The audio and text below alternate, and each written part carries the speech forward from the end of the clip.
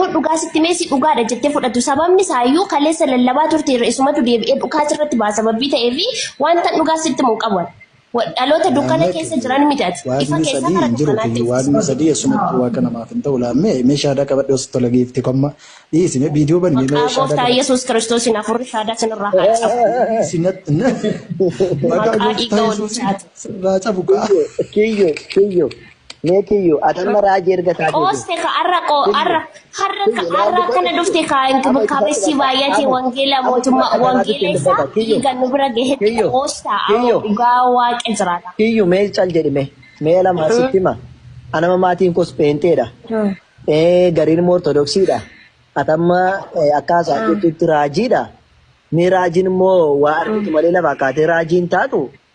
Mee afuuraan isaati raajii taate waaqummaa Yesuus Kiristoos manuu ibsiti gaaffisi gaafannu nu deebisi. Amma anatoo sinitti meesiniif hin galuun jedhe barsiin mormitoota wangeelaa sababbii taatanii fi mormitoota wangeelaa sababbii taataniif isiniin galu. Maal isini godha isinitti moo? Nuun galina tumti. Mormitoota kaa. Atumti nu ibsira qoon qabutti. Mormitoota jira hin galaatu. Mormitoota kaa. Ani Yesuus Kiristoos karaadha dhugaadha jireenya jedheen itti amanaati jiru. Maal jechuudha? Eeyyee Karaadha dhugaadha jechuun maali? Maal jechuudha karaadha dhugaadha jireenya jechuun maali? Karaan itti mirga mootummaa isaa dhaquudha. Jireenya bara baraanaa laata. Daranaa deebi'ee karaadha jechuun maali? Yesuus Kiristoos karaadha dhugaadha jireenyaa jedha.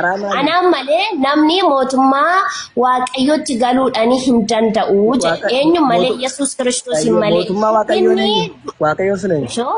Mootummaa waaqayyoon Yesuus Kiristoos. Mootummaa waaqayyoo kan jedhe Yesuus Kiristoosidha. Lakki anaan malee gara abbaatti ka deemu hin jiru hin jenne Yesuusidha. Abbaan sun eenyudha? Anaan malee karaa koo dhufuu kan danda'u tokko illee hin jiru jedhe. Eenyu jedhe Yesuus Kiristoos jedhe. Yesuus Kiristoos irraan jallisinaas hin jallisuu beektu yaada duraan jallattan hin jallisinaa. Siisa jedha anaan malee karaa koo dhufuu hin dandeessan kan jedhe seera. Ofiitti raajjamoo hin jiru. Laa ofiifitti raanyan waan macaafni qulqulluun lafa godhan dubbata. Macaafni qulqulluun keenya immoo sobaa miti dhugaadhuma kan dubbatu. Namni gaafa bu'aa mataasaa dhabu gaafa bu'aa mataasaa dhabu miira keessa jiruun gaafatina. miira keessa hin jiru laafte ammoo maali ati Eeliyaas akkas jedhe baramu Eeliyaas akkas jedhe si malee nama kumaatama meeqan qabaa jedhe. Nuti ati deemuu kee irraa dhimma hin qabnu miti.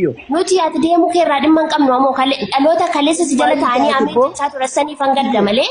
Atooto beektu ibiddaaf jannamatti kan galtisiif wanti gaddamu tokkomtu hin jiru. Ati raajiidha miti raajiin inni hiitu meesuu ta'e. Ati waa'ee raajummaa dhiisi waa'ee raajumaatti beektamti. Lallabiin kaasuu ta'e dhiisee gaaffisi gaafanne atamma waa'ee Eeliyaasiin itti nu himtasas gaafanne isin waa'ee Yesuusuun dubbanne Eeliyaasitti maaltu si geesse? Siingal lukaaba waa'ee Yesuus sitti dubbadde siingal lukaa mormitoota sababbii ta'aniif immoo si gidduu taasisanii mormuun barbaadu. Ani garuu namoota gaaffii qaba sababbii ta'eef. Iyyuu annaa mormi hin jenne akka jedhe Yesuus Kiristoos maatii sun galbaqonnaa torba lakkoofsa digdamii tokko irratti fedha waaqayyo isa waaqa keessa jiru kan hojjete malee jedhe waaqayyoon waaqa keessa jiru eenyu? Fedha waaqayyo isa waaqa keessa jiru kan hojjete malee jedhe. Waaqayyoodha kan inni waaqayyoodha waaqa kamtu jira qaba. Inni waaqayyo inni jechaa yeroo eenyu? Walumaa galatti waaqayyoodha sini adda adda kukkutina. Lachi waaqayyo. Qullubbii godhina. Lachi waaqayyo. Isumatu dubbate isuma tokkichatu dubbate malee lama kan dubbateen tokko hin jiru. Akkam? Maaltu akkamire?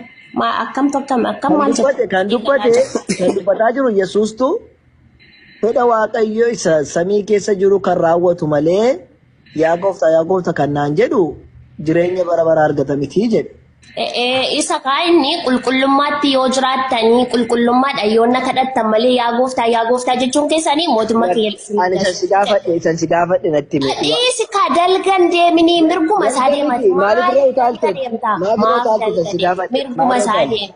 Isin mirguma deema. Namni. Bakka ishi naa deebiseetta kana golatoon bakka naa deebi'eera ishi gaaffii tokko asii deebinaan eebbifama. Maatiyus Wangeelii irratti maal jedhee ol galaa cufadhaati yaa maal jedhaa kadhadhaa de?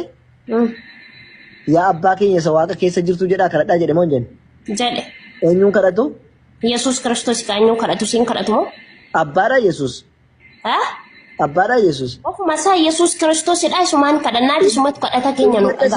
Inni akka jedhe ilma kadhadhaa hin jenne cufadhaati jilbeeffadhaati yaa abbaa keenya isa waaqa keessa jirtu jedhaa kadhadhaayyuu jedhe. Abbaan keenya inni waaqa keessa jiru maa Yesuus Kiristoos kaasuma kadhannaani lamaan qabnu nuti tokkichuma qabnaan.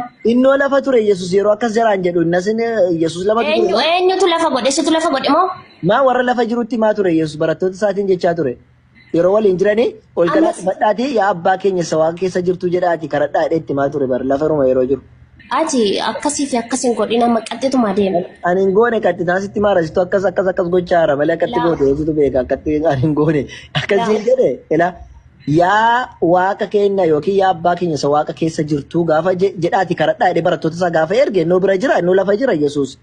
Inni waaqa keessa jiru kan kadhatamu inni dhaasiin jedhe. Yaa abbaa keenya kan jedhu isuma wajjin jiru sanatu yaa abbaa keenya jedhaatiin akka dhadhaa jedhe malee. Tole ishee. Waa biraa jedhe miti. Ayyee naa deebi'ee tole ishee. Gara waaqayyoo keessanitti ganaa oliin baanee ka jedhu Yesuus. Gara waaqayyoo keessanitti oliin baanee jedhe Yesuus. Kara waaqa shosho. Gara waaqayyoo keessanitti ganaa oliin baanee jedhe Yesuus. Eenyu waaqayyoo Yesuus? Yesuus makaa nuti waaqa tokkicha qofa beekna madisiin iddoo lamatti kuttuu Yesuus kamiidhaa jettu eenyuun kamiidhaa jettu tokkichuma qabnaa nuti. Yesuus Kiristoos eegamu sana. Waaqayyo kan keessan gaafa kan keessan abdii qoy amma ati gaafidhaan deebisin quraana keessan keessaa abdiidha moo eenyudhaan maqafi. Quraana keessan keessaa jechuudha keenya Yesuus Kiristoos dinqii garaagaraa hojjeteera miti quraana keessan keessaa yookaan immoo Nabii Muhammad dubartii waggaa 12 dhiigni ishii dhangala'e du'ee kan du'aa kaase. Dubartii qooboo waggaa 18 guutuu dugni ishii goobaa ture kan fayyise sana fayyiseera kan jedhu sana akkana baasimeeti. Didime. Amma raajiidha gara raajiitti deebite warra raajii hojjetu. Warra raajii waa'ee raajii miti kaa waa'ee raajii miti fidiin jedhe waa'ee raajumaatti beektaa miti fidiin jedhe raajumaan eenyu biraa akka kenname otooti beekenni kun dhufee as taa'ee afurri qulqulluun eenyudhaan jedhu ture qaleessa. Ustaaza takka bishaan dhugaa isimmee naatu waa.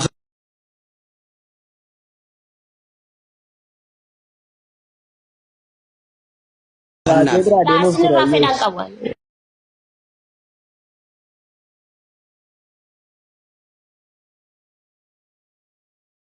Abdii moo eenyu kan jettan maal?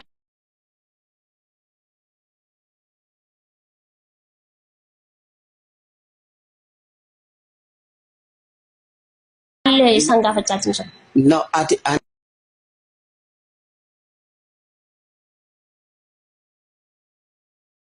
na wajjin haasoftamee takka. Waan kana fidiin jedhe bara amma ishis haa ta'u dubartii waggaa 12 guutuu dhiigni ishii dhangala'aa ture gaafa dhattee sharshafa gooftaa Yesuus Kiristoos hin qabatte sanatti dubartii sun battaluma sanatti dhukkuba shirraatii fayyite. Akkasuma immoo gooftaa Yesuus Kiristoos otoo dhaabbatee bartoota isaa barsiisaatii jiru dubartii waggaa 18 gooba turte suni gaafa gooftaa Yesuus Kiristoos harka isaarra kaa'u dubartittii waggaa 18 ittiin rakkachaa turte suni gowwummaa shirraa fayyite. Keessaa mee iddoo kanaatii dhukkuba kanarraa quraanni kun fayyiseera kan jedhu akkana fidi. Saffatas laaltu dalgas laaltu kolfitus iyyitus Yesuus keenya. Obsime laala obboleettiiti tokkoffaa duraarratti namni islaamummaa keessatti islaama ta'uu dura nama gaarii ta'uutu dursa akka keenyaatitti. Islaama ta'uu dura nama gaarii ta'uudhaatu dursa. Kiristoos gaarii nu godhe kaa. Nan fixadha anamas dhaggeeffadhu sirraa eega. Mee Paawulos illee bakka san nuu kaayite akka anillee si dhaggeeffadhu atis na dhaggeeffadhu. Islaama ta'uu dura nama gaarii ta'uutu dursa. Atillee yaa obboleettitiyya mee kiristaana gaarii amala gartee akka Yesuus Kiristoos itti barsiisaa ture sana qabaachuutu sirraa eegama. Inni dura Quraana keessatti dinqii maaltu hojjete isa jaamuuf Qur'aanummaanuu ifiifuu dinqii. Keenyams wangeelli keenya ofuma isaaf dinqii hanqii tokko hin qabu. Rakkina hin qabu kichuu teenya. Anamma wangeelli keetiimi. Wangeela keessirraan tokko atillee wangeelli kiyya tokkoffaadha jechuu dandeessa. Mirgallee bal'aa qabu. Tokkoffaarratti tokkoffaa dibbini sana. Galatu. Sun rakkoon qabu haadha koo. Ani wangeela kee waan keen faarsin siin hin jiru. Waan keen jajin siin hin jiru. Waan kee atillee ni jajatta. Akki jaan. Abbaa manaatiitu waan mana isaa keessa jiru irra beekaa jaan. Si galee? Yaa atillee wangeela keessitu beeka. Anamma Qur'aanan si himu jira. Qur'aanni nama quraana kanaan gaaffiidhaan hin deebisna gaaffiidhaan deebisuu tun ta'ini quraana si deebisu jira takkanaaf fayyiseera hiikeera gargaareera kan jedhu sana isa bicha akkana fida jaama fayyiseera kan jedhu sana bicha akkana nuti isas keessan waan maqaa qabu wajjin utuu haasoftan ishee dhiisaatti profeetota no ishee dhiisan jedhika waanuma maqaa qabu taasaa jira barra waanuma wangeelaa isaa jechuun atoo xiqqoo sakka silaati waan tokko hin cabbanne deeqaa kudhanii ulaa softee meeraajii nama tasgabbaa'aa sootee profeetii kana wajjiniin waan qabu waan ta'eef xiqqoo ishee kiyyoo. Afura